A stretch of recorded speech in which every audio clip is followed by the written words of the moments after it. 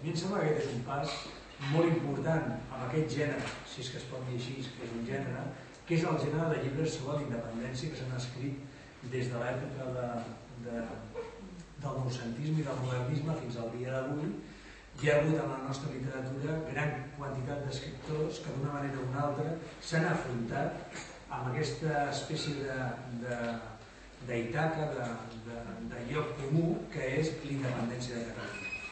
Però ningú ho havia fet, que jo recordi, ningú ho havia fet des de la perspectiva de que ja hi som, que ja som independents.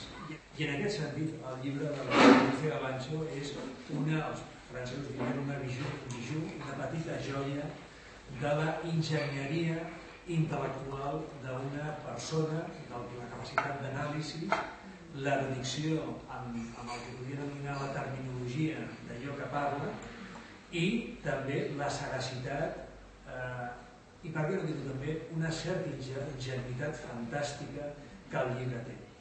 El llibre sí que està construït sobre peces periodístiques. Jo no soc una narradora, llavors no m'imaginava això d'explicar, no? Va entrar al Parlament i una suor freda li va, no sé, és a dir, aquesta tècnica narrativa no em servia, el que això és escriure són peces periodístiques.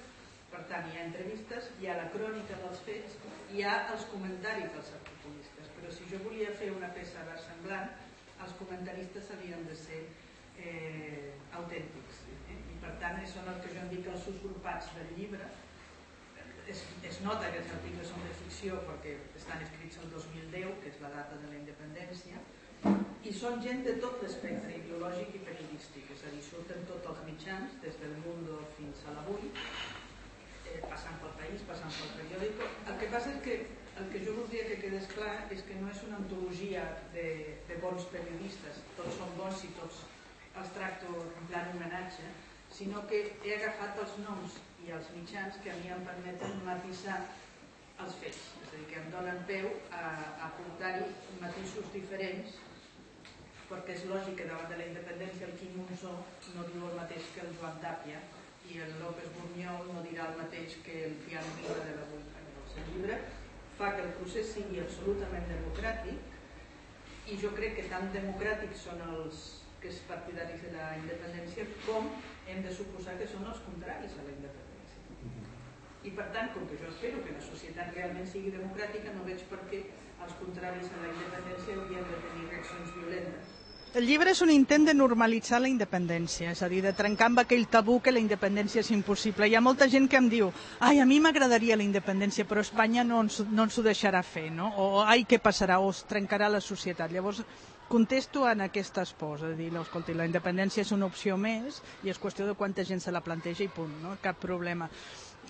No és que ara si jo ho crec o no ho crec és igual, la gràcia és que el llibre s'ho planteja amb una versemblança absoluta, és a dir, la situació de partida és exactament la d'avui i la situació d'arribada òbviament no és la d'avui, canvia radicalment, però és que és un moviment social que es pot produir, per què no?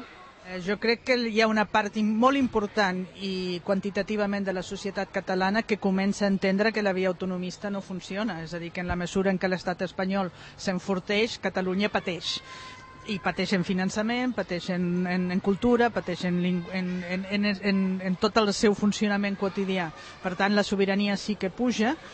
I després, esclar, en el llibre plantejo una cosa que és important i és que la solució política no ve de la política actual. Hi ha una crítica a la classe política actual que està molt presa del joc espanyol, és a dir, de l'obediència al joc espanyol, no? I en canvi aquí el detonant ve de fora del marc polític, diguem.